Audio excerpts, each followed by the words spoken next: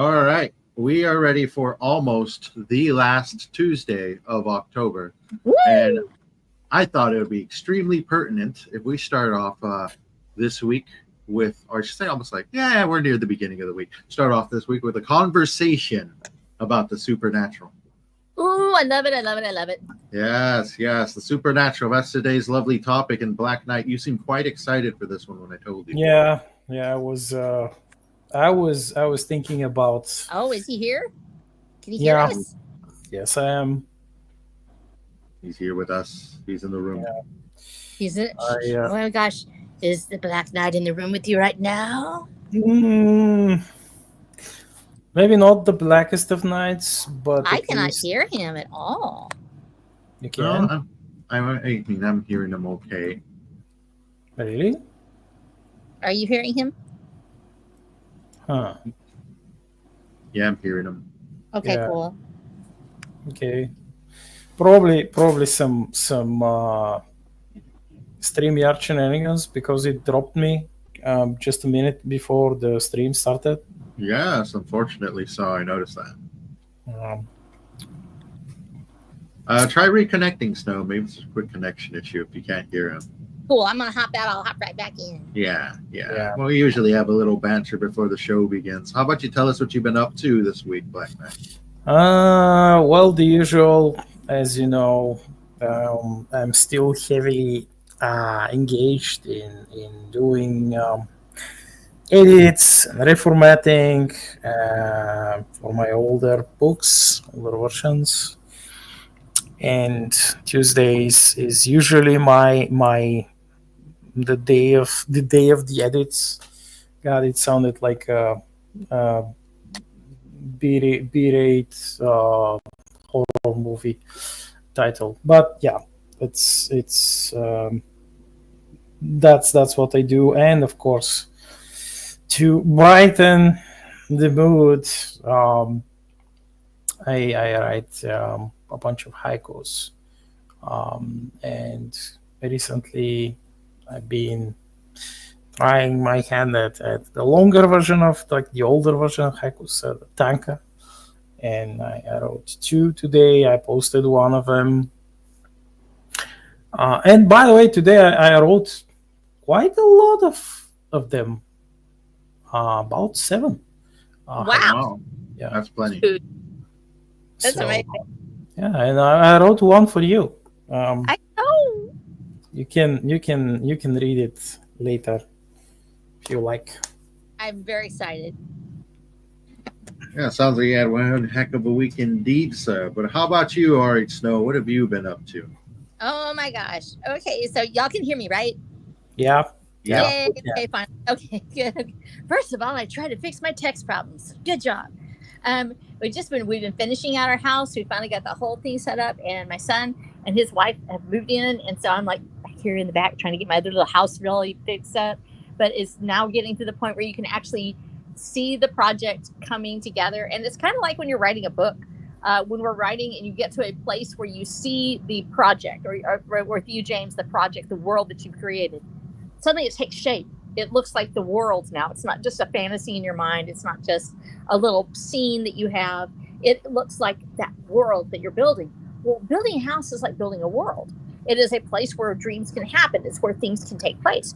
And so as we look at it, we go, oh my gosh, this looks like a building. It looks like a place where somebody could go in and actually be sheltered from the wind and the rain. It has its windows and its doors up. It becomes a project that literally takes itself to a different level. Now it is a reality. It's no longer just that dream. It's a reality, and that reality can exist in my world. And I'm very excited. So it's just a big jump for me. I've been living in this home for 20 years. And when we decided that I wanted to give my son this house, we made that little bitty house for me because I need that. And I'm making it into a bunker. So that's really cool too. It's going to have like radios in it. I'm going to get a drone so I can do surveillance on my farm, things like that. So I can look at the clouds and make, like cool storm shots and things. So there's a lot of dreaming that goes with it, but it's fitted to me as a human being here. So it's kind of like a chapter in my life that I'm creating this new chapter of who I hope to be as the person as I grow older. And so it's kind of cool that I'm actually able to see this in my own lifetime to have a plan for that, because a lot of people never get to that place in their life. They never get to a place where we go, this is the kind of old person I want to be.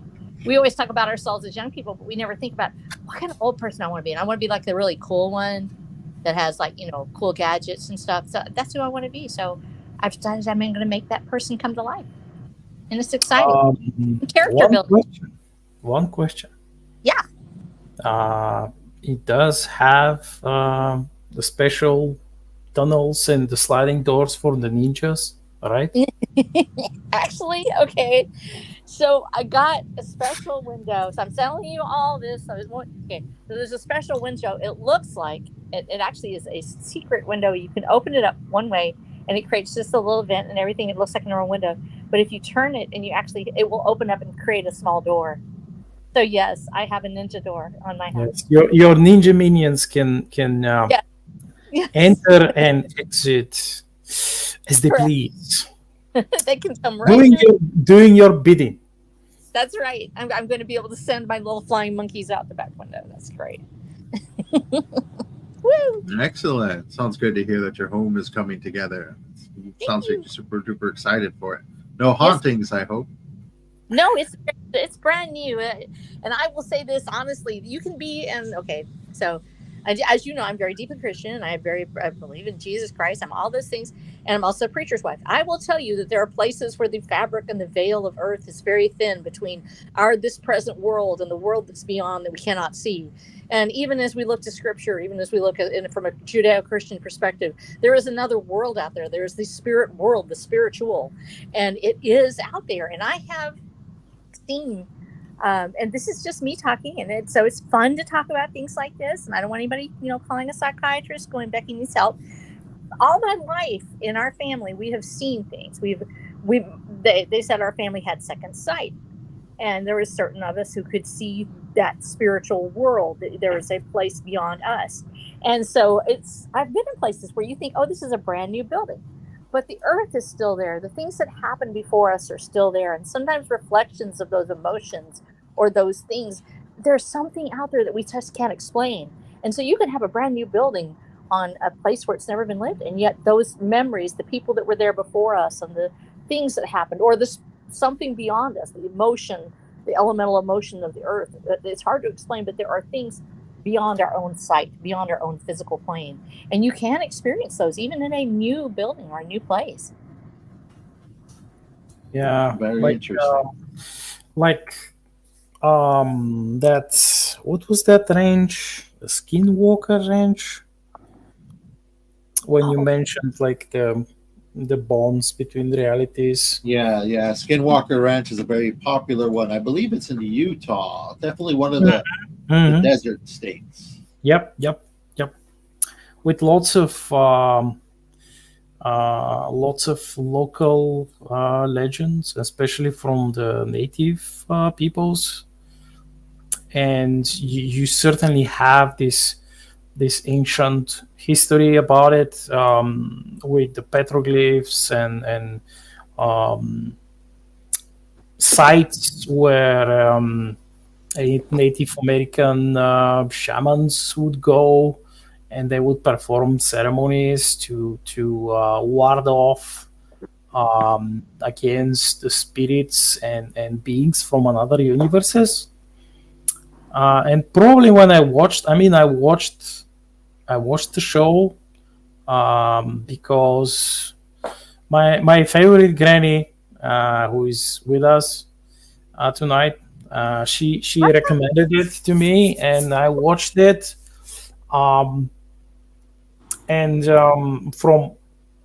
Purely from scientific perspective, they have performed a ton of experiments using actual sensors and other things, but at certain points you begin to wonder if they're really that keen on revealing the true secrets of that place. It's a TV show. They probably have contracts, and they can't show or say everything. I'm quite Possibly. sure. Yeah, I'm quite sure that they're saving stuff, but um, these experiments that they have performed, it's like for a few years or summers, because they don't work during the winter. Um, but you can see things on the sensors, you can hear stuff. You definitely, I don't know, my favorite episodes were always with the local native peoples who actually they have a taboo. They don't like to talk about the skinwalker creatures, and they mostly keep to themselves, but there are a few who actually volunteer to speak and then even perform some ceremonies. And it was at some instances it was eerie. It was definitely spooky as heck. It doesn't matter what you think of about this, but once a coincidence is a coincidence. The second coincidence, eh, maybe, but third time, fourth, fifth, 12th time, well, then it's no longer a coincidence. Nope. It's the thing we have to see, and we talk about it frequently. I start with our conversation with what do we know about things? What do we know about it in the human experience? It's very hard to say what we actually know about seeing something that's beyond sight, that's beyond what we know as the physical world. And yet it is a very universal human occurrence. We hear it in every culture. I have not yet found a culture where there is not a spirit world of some kind. I've never found a culture where they don't believe in something that is beyond the physical realm. Even in the shamanistic cultures, there is always the bond between the physical realm and the spiritual realm. It is alive within the earth. It exists.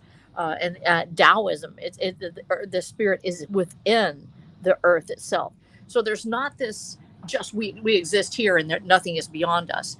It is a very rare occurrence to see that, and typically is bounded into people that exist in this modern age, that the only thing that matters is what I can see and touch, that there's nothing else out there.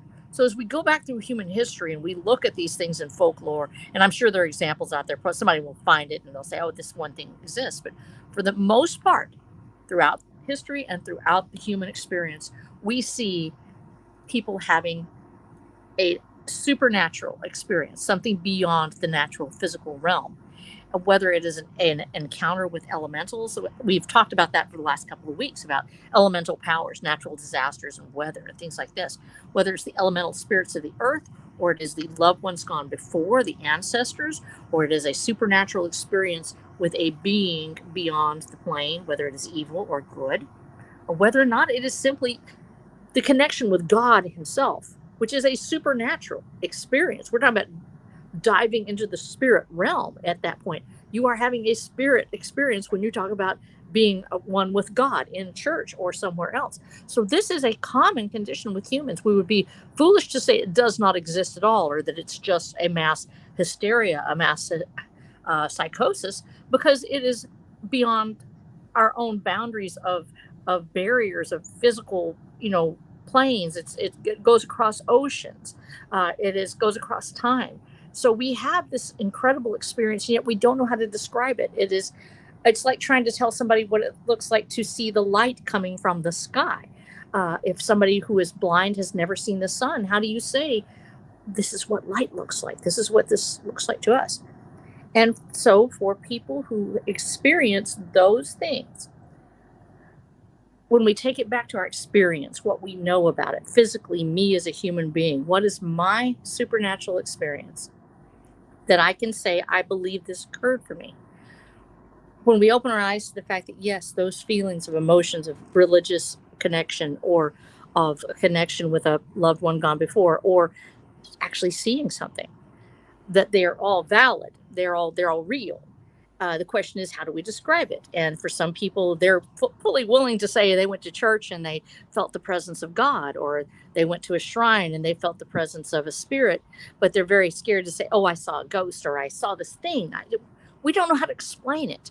Some things feel wrong. They actually feel forbidden. Some places, in some cultures, that it is forbidden to try and evoke the spirit realm, to try to deliberately bring it.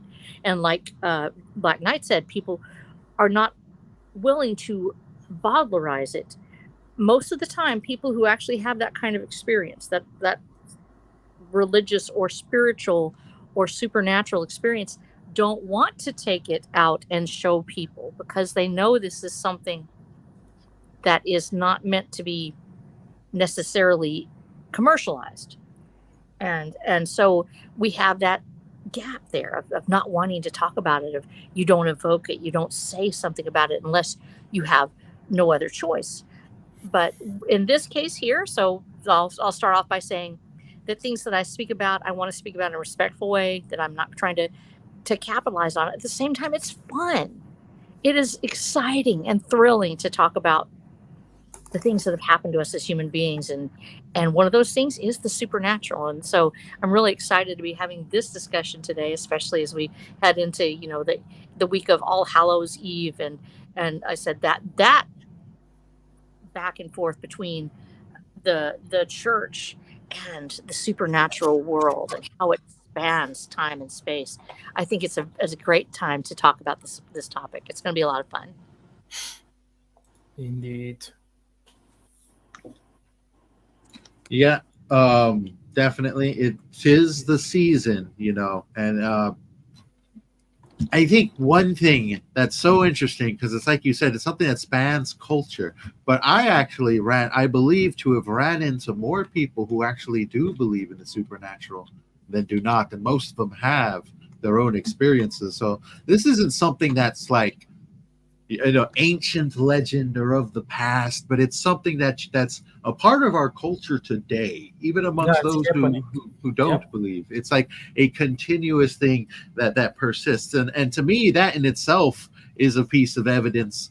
Is something that just doesn't go away, something that persists across cultures, countries, and time, and is just ever present, a form of strange nature for which we cannot explain, and a very curious theme for many writers to explore. And I think, where we are as writers, a lot of stuff I've read involving the supernatural, it seems so, what's the terminology I'm looking for? It's like the mystery of it is gone, and it's more so used as like a vehicle in a modern day to push more of like a thrill a minute, so to say. I'm not sure if you ran into any of that in your recent readings, but when I grew up and you heard about these campfire tales, the supernatural tale, the ghost, the thing bumping in the dark that is not of this world or is of this plane of existence, was a staple to American culture in itself. And I think that's one thing that I kind of miss about the supernatural tales of old, is the mystery and the lore and the rustic Americana that almost used to feel the atmosphere. Because like you said, every culture, every country has those tales, and they are legends in themselves. And I miss hearing those old school American legends about the hauntings and the ghosts of our existence. Yeah, it's something that, like you said, it transcends like borders, and of course, each culture has its own specific tales, old and new, and even its own special hauntings. Mm-hmm. As you know, it's different, and especially when we talk about, let's say, older spiritual beings, which in many cases they're quite old. It's um, good, bad, and in between. And let's say if we are talking about like uh, um, hauntings of places, let's say homes, um, here in the Slavic part of the world, you have this like mischievous spirit who is just called like a house spirit, a home spirit. Mm-hmm. And it can be like if you disturb it, um, it can be unpleasant. But if you respect it, it will do like it will protect you from bad stuff. Let's say you have you're like you're trying to get something which is in on like on your tallest cupboard, and you lose balance, and somehow you don't fall, and Mm-hmm. you don't hit your head, you don't break anything. Somehow like the chair that you use to reach that tall cupboard, it kind of stabilizes itself by itself, or you just think that it stabilized itself by itself, but it's actually like the house spirit that is doing that. It's protecting you because you've been good to it. So yeah, we have that. um, and in the past I know that it's against the church, uh, but like the church teachings, but there are still people who leave stuff for their house spirits, Mm-hmm. so they would be appeased. And by the way, you have something almost similar in Asian folklore about Mhm. these home spirits. So it's one of the things that it's quite universal. Like it's a quote unquote neutral haunting. It's there. Mm-hmm. It's not out there to get you. But if you fuck with it, you're gonna have a bad time. Now, I think what you're talking about, we'll start there because that is a almost a universal thing. There's a spirit to a house. If you have fire, Mm, yeah. if you get if you get angry or something's happening or there's been a bad experience there, that something has to be appeased. That something has to replace.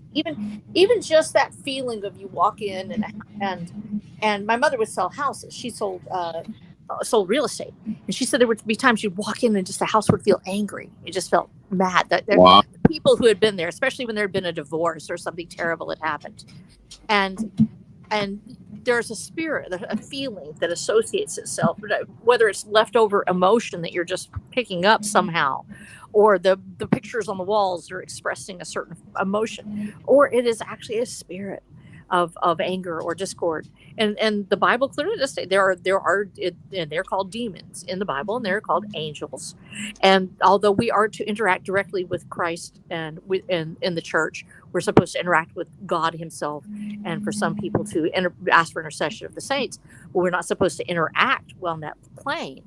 However, to acknowledge that it exists is not actually outside the realm of Christianity. In fact, it is part of the Bible itself, and talks about, in the case of hauntings or things where the spirits of I believe it was King Saul. King Saul came up? No, it's Saul who asked for the spirit of Samuel to come back, and he got in trouble. That's why it's forbidden to divine, to call up, to evoke, or to call back a spirit of a human being is considered inappropriate. You're bringing them away from where the world is, and that is in the Bible. And that's why Saul gets in trouble, because he tries to have a diviner call back Samuel. But when something just shows up on your doorstep, you can feel that emotion or that presence or whatever.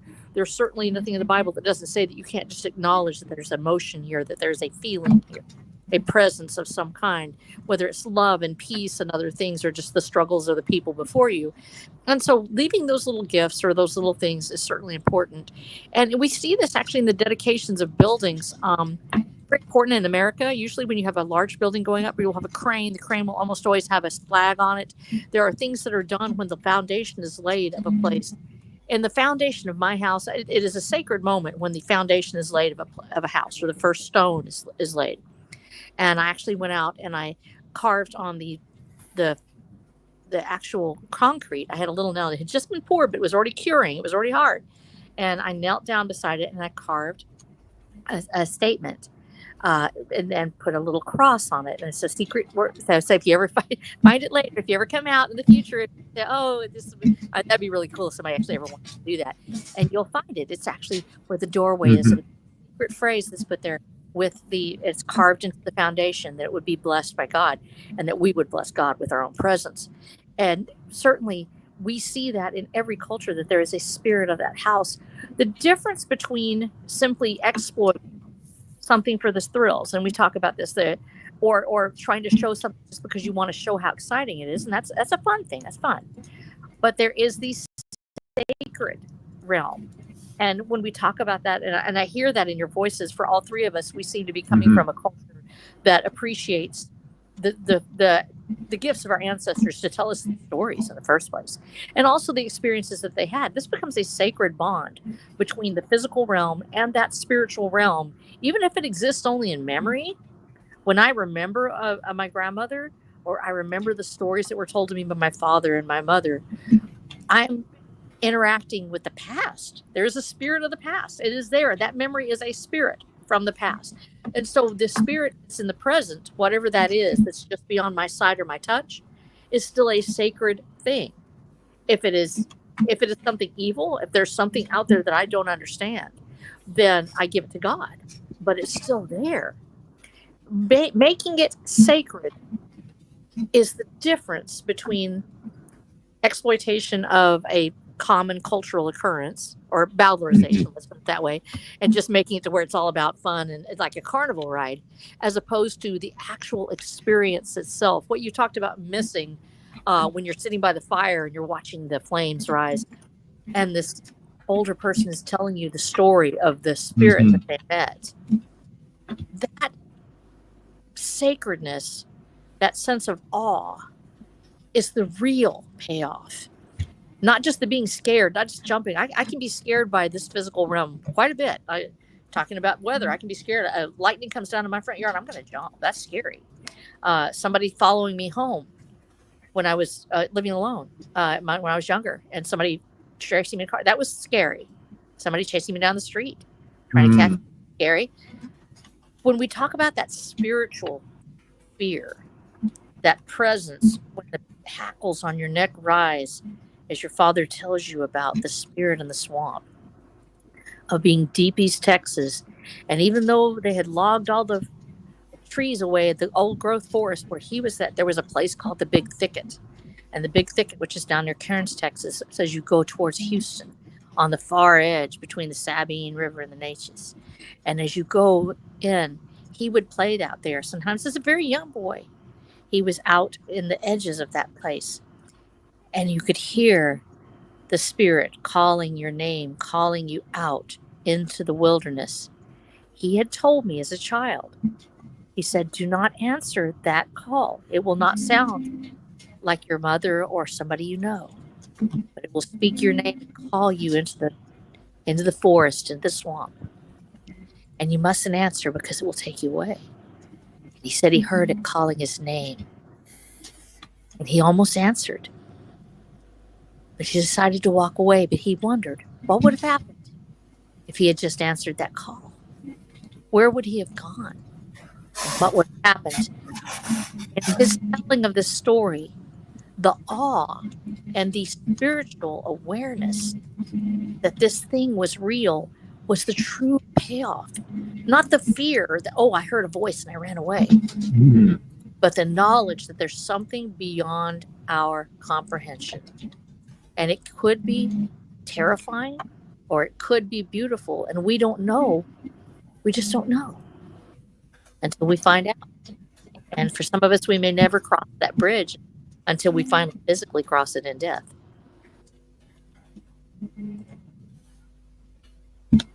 Interesting. So I can assume that you've had a great number of spiritual encounters. I take it you mean me? Yeah. Well, let me I start off by saying my parents, as I've told you before, I'm a person sort of born out of time and place. In my family, my people in my family have a tendency to have their children when they are older, sometimes in their 40s. And my mother was almost 40 when she had, my mother was in her mid 30s, older 30s, and my father was almost 40 when they had me. My father was born in 1923. My mother was born in 1927, almost 100 years ago. His father before him was born in 1881. My grandfather was born in 1881. My great-grandfather fought in the Civil War and was born in 1847. My continuity line, the people that I have actually physically met in my life, span over a century. I've spoken to someone who spoke to a person who lived during the Civil War. I have their speech patterns. I have their beliefs.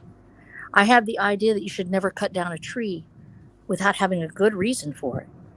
Even if you live in the forest, that you have to respect the spirit of the tree, that there is a spirit of God there, there's something holy. And there's also something different in it. It is alive. The earth is alive. These things were taught to me. We are a deeply Christian family, and yet we had this belief, much shamanistic, that the earth is alive with the spirit of God and the spirits of the things he has put here. And therefore there was a respect that was to be given. And you could not just go out and kill an animal without respecting the animal, that yes, we were beasts and we might have to eat meat, but that we had to have a respect for the creatures that gave their lives for us, knowing that someday we will give our own. So in these stories, I have this older mindset that may not exist in most people today, because I can touch the world before the Civil War in my own father's memory, and it was passed to me. So the stories are old, and the experiences are before the age of television or the age of radio even. They're before the world was filled up with wires that sang and electric lines that went everywhere. And whether this affects this connection or not, I don't know. But so for me to speak to my father, and he tells me that in 1927, he heard the voice calling him out of the swamp, is something that maybe most people have never heard. Maybe it's been a road has been built there. Maybe the spirit no longer exists, but I've heard the man who heard it, and he talked to me. And my mother, when I was old enough, they wouldn't speak openly of the things that they would see in their present life. They're stories you tell at the campfire. They are meant to be told after the fact. But an encounter, you wouldn't tell necessarily to people. There was a belief in our family, and it may not be necessarily part of the Irish or Scottish tradition of second sight, but as you didn't speak it until it was time to speak it. And when I had my first encounter, I was very young. I was the first time I really remember it was being around 4 to 5 years old, and I saw a person standing in the hallway of our old house in New Braunfels, Texas, and it was an old house. It had been owned by a general who came back from World War II and built the house, and we were there in the 1960s. And as I walked the halls, I looked up and I saw this figure. It was white. And I went to embrace it, thinking it was my father, and it disappeared beneath my hands. I was terrified. And my parents, my mother, of course, is like, so I jumped in their bed, and they're like, "You go back to your bed right now." They didn't know what was going on. And I knew there was something different about this. It didn't seem right. So I finally told my mother what I was seeing, and I told her of this white, ghostly figure that actually seemed like I could see the bones underneath, and I could see this person. And she told me, she said, "Do not be afraid. Some of our family, we have the second sight, and you will see things that other people may not be able to see, or you will hear things that other people may not be able to hear. It does not mean there's something wrong with you, but talk to a family member and let them know. And do not, and the most important thing is that when you interact with the spirit world, you would talk to God first, and you would always invoke the name of God before you would speak to this person, so they would know who you belong to, that you belong to Christ. and you would not try to interact as much. You're not trying to call them, you're not trying to bring them to you. But the things that we see are seen for a reason. There's a reason that that veil is thin between the worlds. She spoke this to me as if it was the most natural thing ever. And here they are. My mother's a physicist. She's one of the first women to take physics at North Texas University. This is in the 1950s. When she was taking this, she went to college. She took physics. My father, I said, worked on the Apollo 11 project. He worked on the baffling system for the Saturn V rocket. You've heard me talk about this. These people are not uneducated. They're not simple. They're very, they spent their lives trying to better themselves and to make this world a scientifically exciting place of this exploration and discovery. And they also believed that about the spirit realm as well. So in her telling me this, it gave me that grace to be able to say, all right, there's nothing wrong with me. I'm seeing things I don't understand. And so being raised in a family like that gave me the gift of being able to be myself, to being able to share that experience with my own children. There's another person in my family that they see as well. And I knew that from a very young age. We talked about it. And that respect has to be there. Like you said, James, that interaction. And so when I talk about some of the things that I'll talk about today, there'll be things that I shared with other people because we were on trips together or something like that. But those experiences have to be respected. They have to be kept in that sense of it doesn't make me, I'm better than you because I saw something. It doesn't mean that I'm a better human. It just means that's who I am. And I have that I'm blessed to be able to see it. Yeah. I am blessed to be able to say that I was able to touch something, that something was left behind that somebody wanted to find, that they wanted to know. And when you're given that gift, with it comes responsibility. And so that's when I was so excited, James, when you talked about that respect and the campfires. You have a story inside you, I can tell. So let's hear it, because I know it's there. It's not a story. It's actually more of like a question for the panel. Well, not really a question, because it's something you were talking about, kind of brought up what you said. Yeah. You were saying more so how every culture has this. And you were talking about how, you have the general respect for the trees, you have general respect of life, because that was the culture for which you were brought up in, and you have your family culture of spirituality and how you've learned of those things and that side of the world. And I wanted to actually explore Black Knight's kind of understanding and his local culture of all these things as well, and almost like compare and contrast them, because you're all the way on the other side of the world. Yeah. And I would love to hear that, because I have my own understandings based upon basically, like you said, culture, but mine, I think the most interesting way somebody put it is they said, James, you're all American. And that means you have very little attachment to what past that came before you. And you consider who you are today and the nation you are, your home and your culture, which makes you all American. And I have a very interesting, very, I don't want to say contemporary, because it's contemporary as it's an understanding based upon my own experiences and life. But I want to hear Black Knights first. What do you want me to talk in particular? Talk about what do people believe over there? What do you believe? How do they have any interesting practices that maybe we haven't heard of? Things like that. Kind of like how Snow was just sharing. Well, I can tell you how it was in the old times. And how it is after the church took over here. So and we still have both, by the way. The old ways have not gone. They've been, at some point, they've been preserved, actually by the church,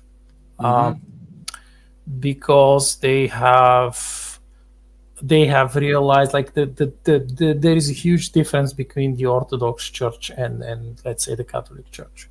Yeah. um, because as you mentioned earlier, that yes, we have this, like we invoke God, um, but our priests, they also tell about the monsters that the Hmm. church have fought and vanquished. They speak about like it's a very active. The church is very active in exorcising evil spirit, but they're not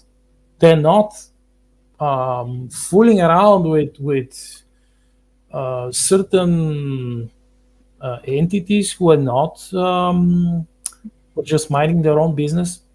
Yeah. Uh, and I've spoken to a number of priests. I mean, they are quite like um, focused when it comes to something evil.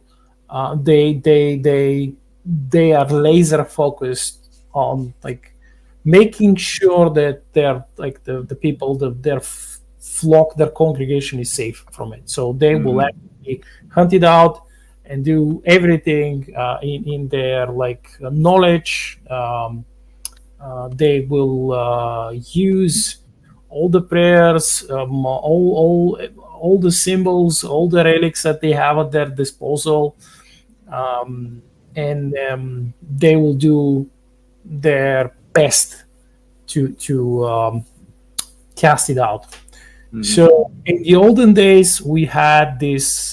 This is like the ancient Bulgarian, Sarmatian, Indo-Aryan tradition of the shamanistic tradition, which is somewhat different and also quite similar to the, let's say, part of the Native American tradition, which is they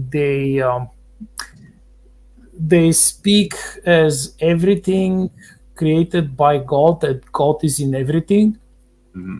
and when they fight something, when they clash with something evil, something of like an evil entity, bad entity, they will invoke the good entities, um, the good spirits of the land, or the trees or the rocks or whatever, like everything else which is there, and they would say that they would acknowledge that all of these things, that they are part of God, like God has allowed them to, like God has created them, and they are there for a reason. And it's one like part of the old stuff is that you have to respect nature, because nature and the animals and everything in nature, because God has created it together with you, so you would live in that nature, um, and thus everything has like it's also similar to, let's say, the Japanese Shinto religion, partially, which they speak of spirits of the items and the things and everything which is being created by human hand and in the nature, of course. But in the old times, you had these specific rituals, which of course involved a lot of specific songs, um, and clothing, even dances, ritualistic dances, and other rituals, uh, excluding anything even remotely even remotely contacted with let's say human sacrifice. It was never a Hmm. thing, never. um, it, you could probably find people who would like in the old days, shamans who would kill animals, and spill their blood in order to perform like some ritual, but they would never sacrifice the animals just for the, oh yes, we'll just we will feed this entity and we'll kill uh, animals for it, because this is how we will appease it or whatever. No, they would perform a sacrifice on very very rare occasions, and they would do it just to um, divine things, to see, try and peer through the veil and see, this let's say this thing is hiding there, and there is a way to defeat it, or there is a way to rebuke it if we don't have enough strength, like we don't have enough of the good spirits of the land on our side.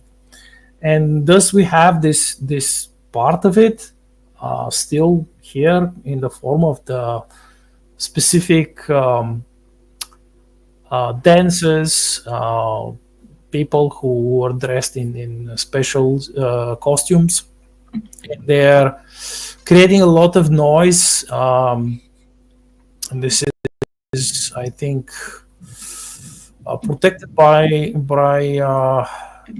UNESCO, meaning that's one of the cultural activities in the world, which is made famous by it, and that's the dance of the so-called kukeri, and that is the old way, which people would gather and they would tell stories of how they saw someone's spirit, which was still lingering there, or they saw an entity, they saw someone who is trying to, let's say, lure people into the river and drown them, or deep into the forest, so they get lost and die. Which here we have a lot of stories like that. And even though if you look at it from the angle is, yeah, the people were just they made a mistake, or they did not know how to navigate, and they got lost and they died from dehydration or hunger or whatever, like the animals got them. Yeah, that's like, but you have like quite eerie places, especially here in the old like the central part of Europe and the eastern part of Europe, which local people would not, like, they would not go there even if an asteroid is falling on is going to fall on their fucking village. They would not go there. It's a similar like tradition. For example, if you know about the Dyatlov Pass accident, where the locals told that group, don't fucking go there on that fucking mountain, or you will fucking die. And they were like, yeah, we're godless communists, we don't care, like this is bullshit, nothing will happen. And they went there and they all died. How they died, that's another question. You can read about it. It's like there are different versions, but it's in let's say that the church is in agreement with some of uh, the local knowledge about certain places that are not supposed to be visited.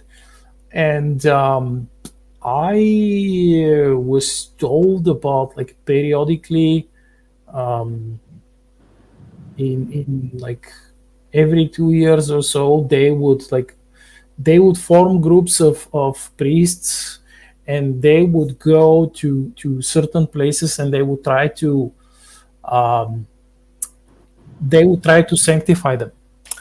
And they would even go to places where you had like terrible mass car crashes, like on the highways, and they would try to um, sanctify the place so that no lost souls would gather there and haunt other cars and cause more accidents. But these older places, I was I was told a story about that was in 1987, Ooh. and they were five priests. They went to one of the monasteries. They got some reinforcements. They got, I think, three of the monks there, and they went to another monastery, which is like a female monastery. They got a couple of nuns, and they took some of the relics that they had, and they went to a place where it was a mine, and that mine was used as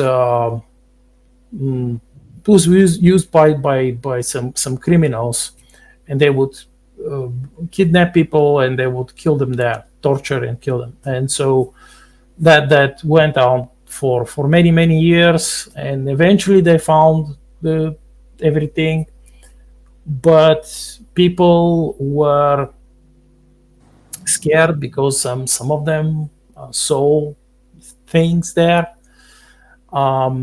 in broad daylight. They saw things. Equipment would falter, just like in that other place that I mentioned earlier, Skinwalker Ranch. And so they went there, and and of course their car, one because they had like this big van, so and they had I think they had another car, I'm not sure, but one of their vehicles just stopped working, and then they couldn't start it. The other one was working, but they parked it far away from the mine, like 2 kilometers or 3 kilometers. So they went there. They performed some rituals. They said a lot of prayers, and they left one of their relics there. And when they exited the mine, the entrance of the mine, which is, it was a reinforced mine with like metal and concrete columns and stuff, properly reinforced. I mean, they might have like had some rust on them, but it's not going to. It will take many years to fall apart. So they exited the mine, and the mine kind of like the entrance of the mine crumbled behind them, and yeah, it's I the that priest who told me the story, he said that they were successful, and people kind of resumed work in the area. In a couple of years, they kind of dug out the debris, and they started using the mine for something else. I'm not sure, some for storage or something, but they no longer saw anything there. So yeah. Wow.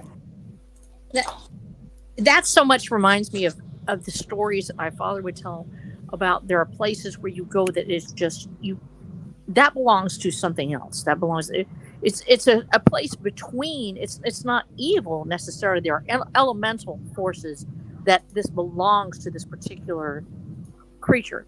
And even in the Bible, and I was looking it up right now, actually I was looking in Psalm 68, for instance, If you look at that, and this is in the King James Version, it says, "Why leap you, you high hills? This is the hill on which God desires to dwell on."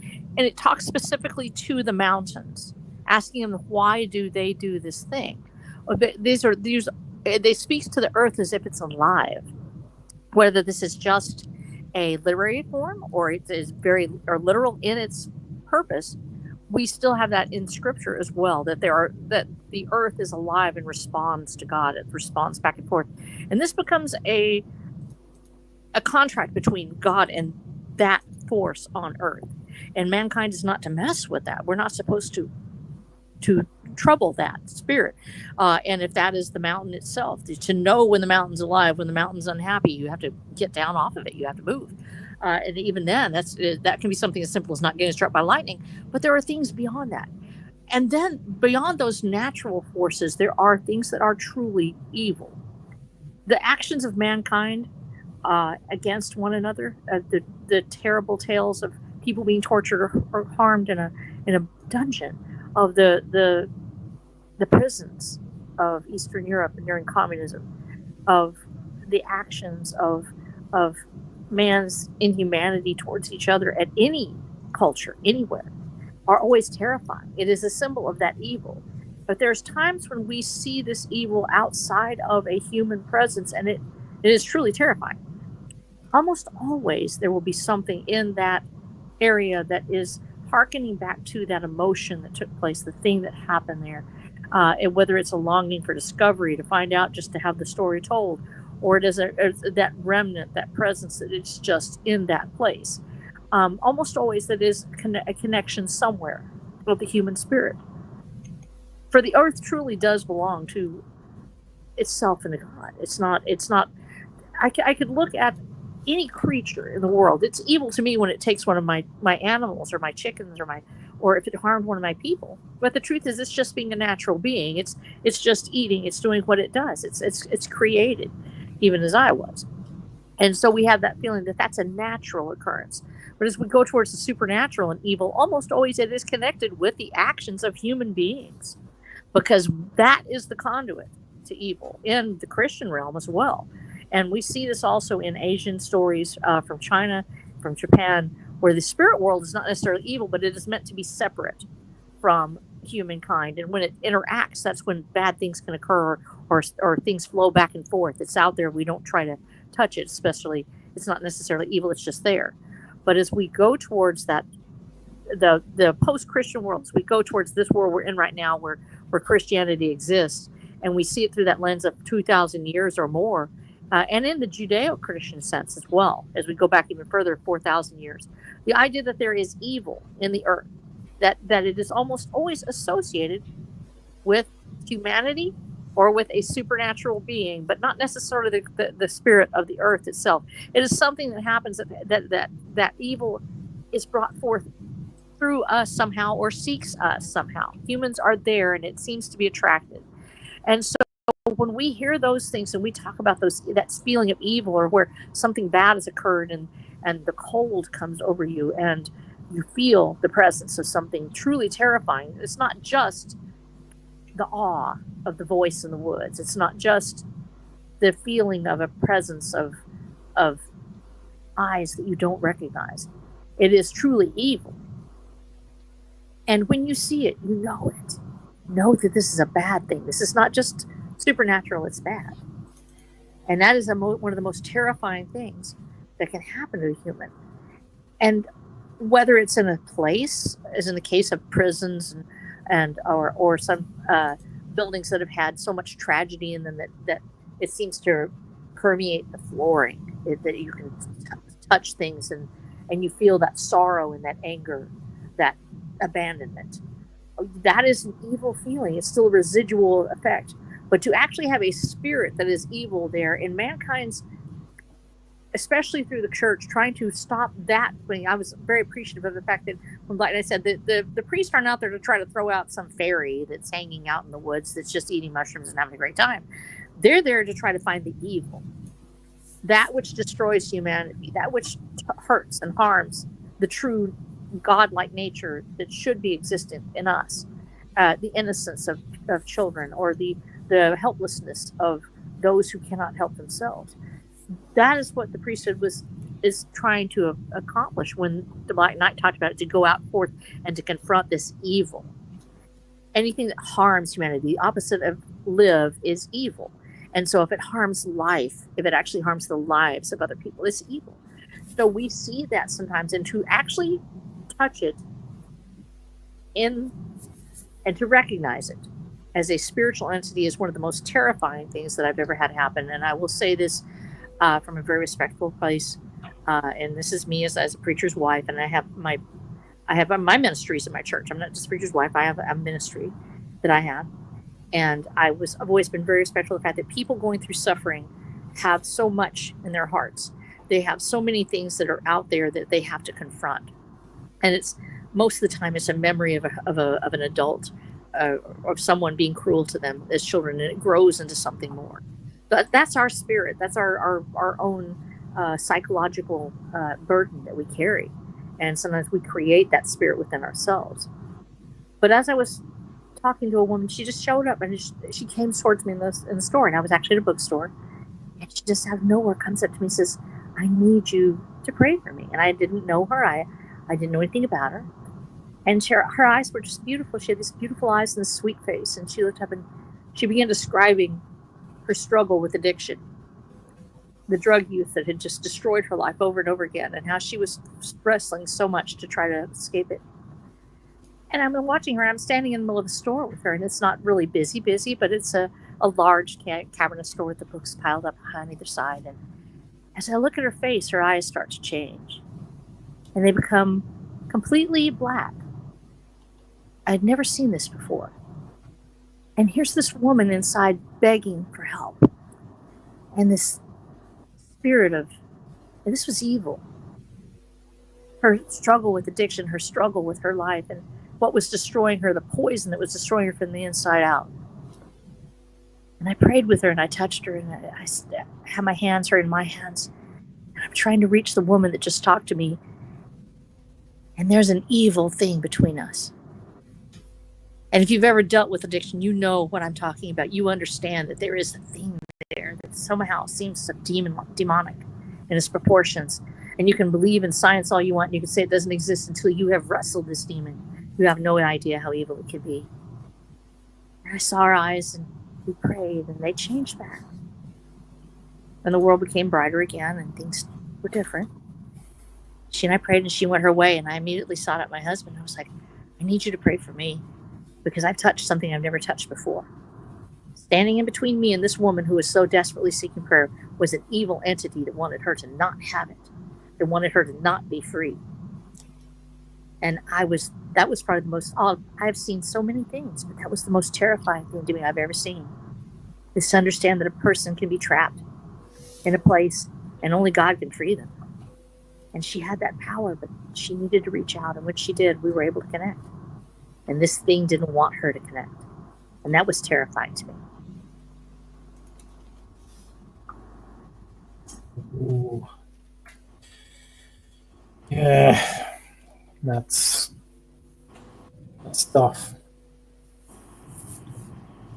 Yeah, definitely. The spiritual world, is alive and kicking, so to say. And the reason I kind of wanted to go around the table, get everybody's viewpoints, I'm really glad I got to dig in to what you had to present across the board, because we're getting old school Americana here, true beliefs from across the pond, and a dive into shamanism, if you would, or the remnants thereof, and how it's kind of impacted an entire culture. It's interesting. And for me, the way I've always kind of seen it, the way it's been presented to me, because I have had a very interesting encounter, and it was actually the encounter that led me to God. It was a magnificent, awesome, and terrible encounter that kind of, in essence, is at the core of World Without End, because the whole theme of World Without End is like a magnificent adventure in the midst of all terror. And that's what it was kind of like. It's a ghost story that is less than, let's see, this took place when I was in college, so let's say 19ish. I'm 32 now, so 19, not that long ago. That's about 33 years. So 33 years, no, that would be 13, I believe. Um, Roughly around that time, less than 20 years ago. So this is a real life ghost story for you guys. And at the end, I'll punctuate it with my belief through experience. All right. So this happened when I was in college, Ooh. and I was all alone in a room, and the way my room was kind of positioned, I had the door directly into the corner of my room, lets you in, and you just see my desk right there, and then off to the side is my bed, and that took up basically a majority of the room with a big old wall-sized closet at the far end. And one day I'm just there wasting time, and this can flies off the corner of right off the corner of the window seal and hits me like a heavy breeze moved it. And that can was there for like 3 to 4 days. Well, college student, it was a can of Monster. It's been there forever. And I thought, oh, that's the heavy breeze outside because the wind was blowing. But the window was sealed shut, and it had been because I just never opened the window. So I thought, okay, that was just in general weird. And then the next day, my girlfriend came over. We're hanging out, and she has a bit of a sixth sense. And when we're in my room, she says we hear like this creak at the top corner of my closet, and she says that she feels something and that it's weird, it's evil, and she wants me to be careful. And I didn't tell her about the whole can incident before or anything like that. And a couple days after, I just try to brush it off because that's weird. But a couple days after, I'm in my room, in front of my PC, playing the video game Hawks 2. I know the exact game I was playing. And I'm sitting there, the door is wide open, and it's just a long hallway with my roommate's room off to the right and the bathroom off to the left, 2 doors, and then you go directly into the kitchen, and then from the kitchen you go straight into the living area where there's a giant sliding door where that's the exit, the living area. And I'm the only one home. I'm the only one home. And that door is wide open. It's a bright, sunny day. All right. And I'm playing Hawks 2. I'm listening to music. I got my headphones on. I'm in the zone. But I could swear that I'm like something's grabbing my attention through that open door off to the left of me. So I turn my head and then I see nothing. But I still feel something, which is weird because I got all my senses engaged. I take off my headphones, and then slowly I start feeling this strange, I guess you'd call aura, like something in the living room area towards the kitchen that's just a straight shot from my doorway is looking at me with malicious intent, like if a burglar just came in and got caught and he's like, oh, well, I could get something from this guy if I mug him, like that kind of feeling. And then I get this urge to stand up and just slam the door shut, close the door. But I feel petrified in a way, like my senses are just telling me to freeze. And in the midst of me being frozen, and I'm sorry my camera's off. I just realized that my camera's been a little buggy today. And in the midst of me being frozen, I'm doing a lot of hand movements and stuff. So I'm thinking, dang, I should be recording myself. In the midst of me being frozen there, I feel this aura approach, get closer. And before I know it, it's in the room and it surrounds me on all sides. And this strange pressure starts pushing in. All right. And there I am, not knowing what the hell's going on. It's a bright, sunny day. I'm playing video games less than a freaking minute ago. And I can't even stand up. I fall to my freaking knees. And I'm feeling like there's this aura trying to penetrate an invisible barrier around me, and this little voice in the back of my head that says, it's okay, give in, don't worry about it. But me being a Mexican, after generations of that Catholic and Christian belief, me knowing almost nothing about my Christian faith, because my mother went to she for a short time she went to a one church, then she'd go to another church of another denomination, trying to figure it out for herself. And I was too young to have any sort of appreciation for it. I was always told, like, all right, stop playing with your toys. You got to listen. And I was always playing my toys. So I had like almost no idea other than prayer as a general sense. You know, I seen movies. So I just pray to God, you know, help me out here. You know, I have no idea what I'm doing, but I don't know what's happening to me. Help me out. And in like an instant, as soon as it started, boom, the aura vanished. A light feeling lifted up, and a strange, unfelt joy began to fill me. And I believe this was actually me interacting with the Holy Spirit for the first time. And I could not help but laugh and laugh out loud. And I thought, okay, this is crazy. Okay, this is something I can't share with anybody. Because, you know, who do you go to? Who do you talk to? And I didn't know. I didn't even want to share it with my girlfriend, who was telling me there's something evil here. But some time would pass. I would move out thinking, all right, it's just this crazy place. And I would move in to a new place that's just a room with some new roommates and all this stuff, and leave all that behind me. So I'm in this new place. I sit down, and it's not like this big old room like I used to have. Now this one's much smaller. And while I'm sitting there, I hear from my much smaller closet a similar creak in the top corner in the same spot from the other place. And I thought, man, you know, when places start to break down, I bet they built to similar standards and they make similar noises in the exact same spots. And this is an old spot just like the other one was. And that was that. And so I just continue on with my life. And then one night in this new spot, the sun is going down, and I feel once again that strange, threatening presence, but this time it's closer. This time it's greater, it's grander. Now it's not some thief. Now it feels like there's a lion with full intent to harm prowling around me. And I feel this strange aura get close to me and drive me to my bed, where I hide underneath the covers, and I just think to myself, like what can I do other than maybe ignore it? And the sun goes down, it's completely dark, and I'm hidden underneath this covers, and it's cold out. And this aura, my eyes are just pierced shut because I don't want to look upon it. I feel like it has a physical presence, and it's right there at the side of my bed, right next to me, a couple inches away, looking down, gnashing its teeth, almost beckoning me to open my eyes and look upon it, to do God knows what. And I don't know what to do.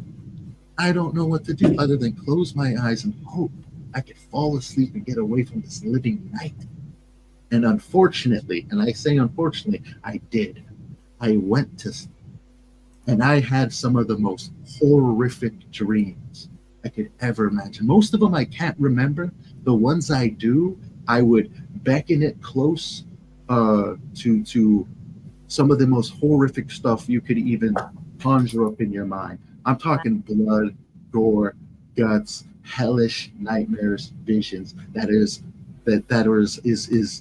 vivid and real as anything around us today, anything around you. I heard it all. I saw it all. And I woke up in the middle of the night covered in sweat, having to catch my breath, and it being 3 a.m. And then I'm just freezing because I throw this blanket off me because I'm covered in sweat. The blanket's all sweaty, and I'm freezing because it's cold out, and I don't know what to do. All I can do is go back to bed, where I almost feel the strange aura taunting me and enjoying the nightmarish presence. And I thought, this is as bad as it can get. But I was wrong. The only thing worse than absolute gorish nightmares is what came next. And I actually shared a piece of this before with other people who may be in the chat listening. So they're like, oh, I remember him kind of mentioning something like that. This thing would give me a terrible nightmare that I couldn't tell you how many times I had it over and over and over again. And I couldn't tell you how long this lasted. It was happening night after night after night. Well, I'd wake up in the morning, nothing would be there. I'd feel perfectly fine. I was free. I'd walk around, I'd shower, I'd go to college, class, come home. And then as soon as I seen that dust, that sun setting, I'd feel it re-enter. And for a handful of those nights, multiple times a night, I would have the exact same nightmare where I'm laying in the bed I'd fall asleep at, 100% real, like as real as anything around you. It seemed 100% real. I didn't know I was dreaming. And my door would fly open, and that creature would just come out of the absolute darkness. My eyes were shut. I didn't want to look upon it. My body was frozen because of sleep paralysis, and I could not move. And it would wrap its nightmarish hands around my ankles, rip me out of bed, and pull me down that long, dark hallway. And I would pass my roommate's room, who was right across the way from me, and I'll try to call his name, but because of that sleep paralysis, my body felt like it was 1,000 pounds, and my voice would not lift. It was just a whisper, and it was an absolute nightmare, like trapped inside my body or trapped inside a dream that I did not know was a dream. And then boom, I would wake up in an instant. Where would I wake up? The exact same spot that vivid, real dream would take place. And then I'd think, by God, this is just a nightmare. I'm fine. Let's go back to bed. And I'd go back to bed, and I'd have the exact same dream 3, maybe 4 times a night, to the point where I did not know when I was awake or when I was asleep, because the dream took place right where I was, every single time, multiple nights in a row. And it would drive me crazy. And what I ended up doing was, on my days off, because I only went to school 3 days a week and I didn't really have a job back then. I was like just a full-time student. I'd sit in front of my computer and I'd research everything I can about anything I can, searching for every single little piece of lore, fiction, spirituality on this supernatural whatever I was dealing with.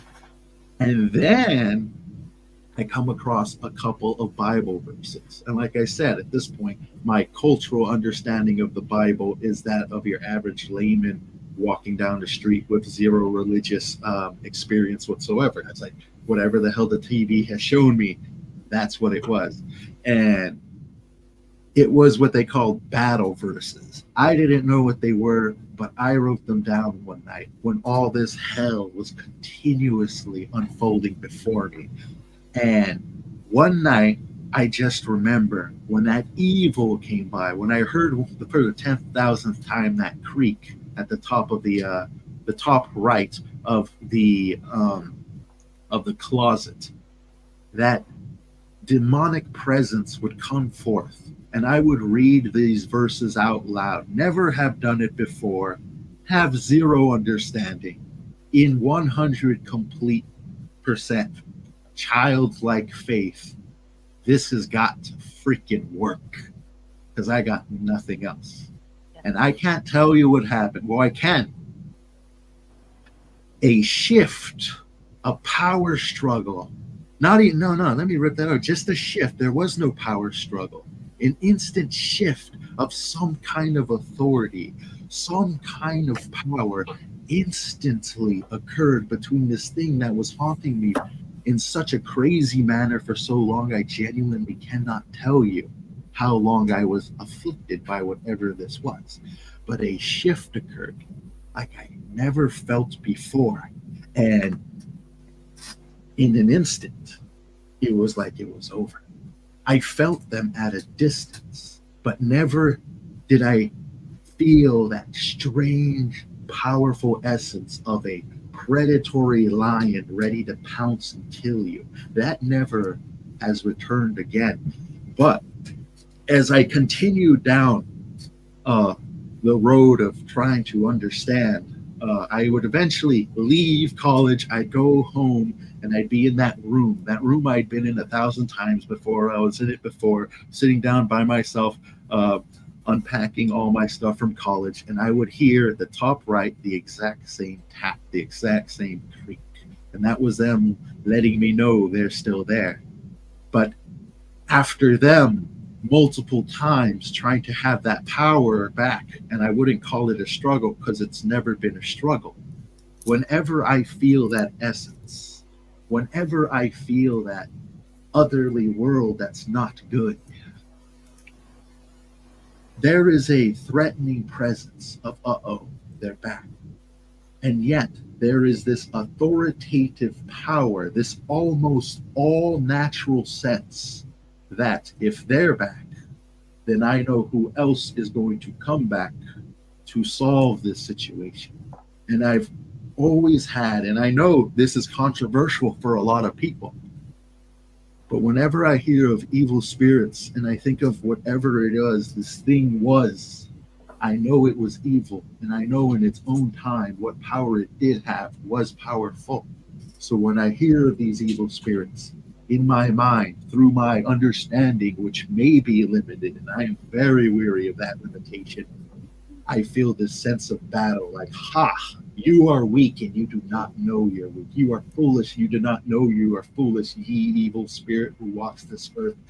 I, a person of man, may be used as a conduit by a greater being to simply toss you aside at any given moment that being so wishes to.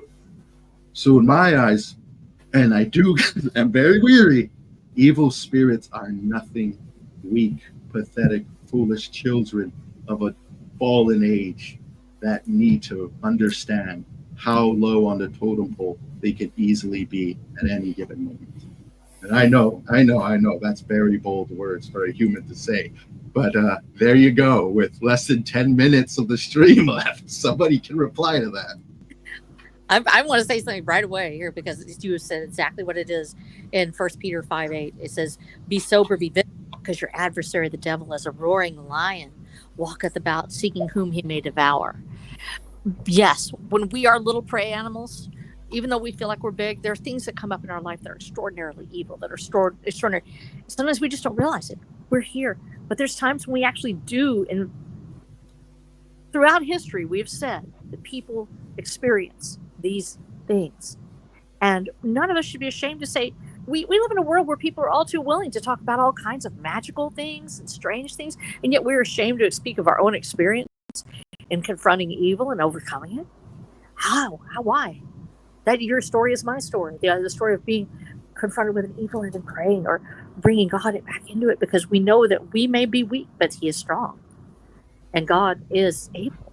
And so we shouldn't be ashamed to say that, and to say that we have confronted evil in our own lives, that whether it is a physical representation like a human being that is abusing someone or being wrong, or it is something beyond our sight that we don't quite understand.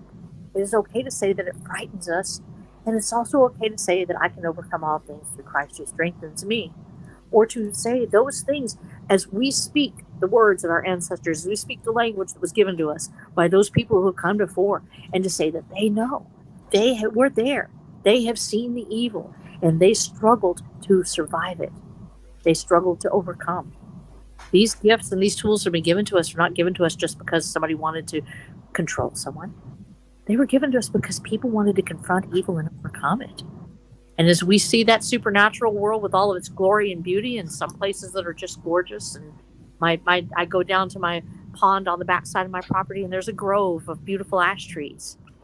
And they're very young, but there's the old mother ash tree, and she's off to the north side of the pond, and she stands there, and I see all of her children before me. There's a place that everyone who's ever gone into it sees the light shimmer, and it shines golden. We never cut the trees there. We take down the deadwood. We're not allowed to cut the trees there because that belongs to that place. The beauty and the darkness. There is a place beyond what we can see. And for all of us to be able to say it's all right to say that those experiences that we've had, they are true in humanity, and they are also true in us. And there is a way to fight the darkness. There is a way to overcome it. For the light shall overcome the darkness, and the darkness shall not overcome it.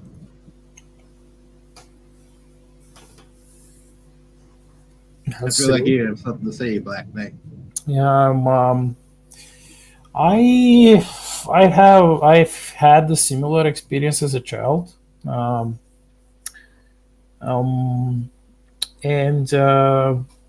it's really similar, but the difference was that um, I um, I didn't let it continue longer than a few days, actually. Um, and in my case, it was a mummy. Okay. It was a hideous mummy which would would choke me almost to near death, and I would wake up, and for a few seconds I would still see it, like in my face, choking me. And after uh, I think it was like the fourth day, having the exact same nightmare, I just said like, "Oh no, no, no, no, no, no." Um, I'm going to the church, and I'm gonna have a chat, a nice little chat with. Well, it was a long chat, but I'm gonna have a nice long chat with that priest that was basically our priest, and he was like, huh, like, do you know what that when you entered the church, I saw like a shadow behind you, um, and I was like, well, I can't see anything. He's like, no, no, no, no, no. Come with me. I'm gonna tell you exactly what to do after I explained what was happening. And he read a couple of prayers, and he told me that when the next time when I go to sleep, well, I will be able to fight this mummy and defeat it. And that's what I did. When I fell asleep, I saw it. It tried to kill me, but I wasn't. I was no longer afraid, and I was not paralyzed. And I kind of um, I saw a chainsaw in my hands, and I cut it to pieces. And then I saw a burning fireplace, and I just shoved all the pieces in the fireplace, and that was it. That was the end of it. Oh my gosh. You know, it's interesting because you mentioned that it jogged up like memory unlocked. The last time I actually had that nightmare that continuously reoccurred, the last time I was being drugged down the hall, and then I remember having full control of my body, but then there Yep, was no exactly creature. the same. And Exactly the the same. for me, the it was like there was no creature anymore, but I found myself in a large red room with a giant Christmas tree in the middle, and all my roommates, and there was quite a few of them, were all just sitting around on the floor with red pillows, comfortably relaxed, just looking at the Christmas tree. And then I woke up. Oh my gosh. Yep. Yep. It's amazing.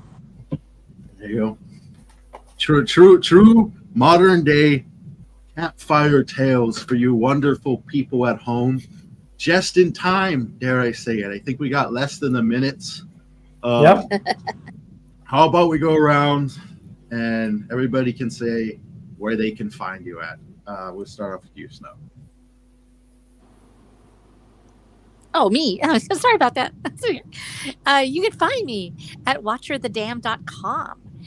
You can also find me at my link tree at linktree at rhsnow or at flow.page/rhsnow, where I have all 9 of my books. I actually have 8 books out currently, working on Caballeros del Camino.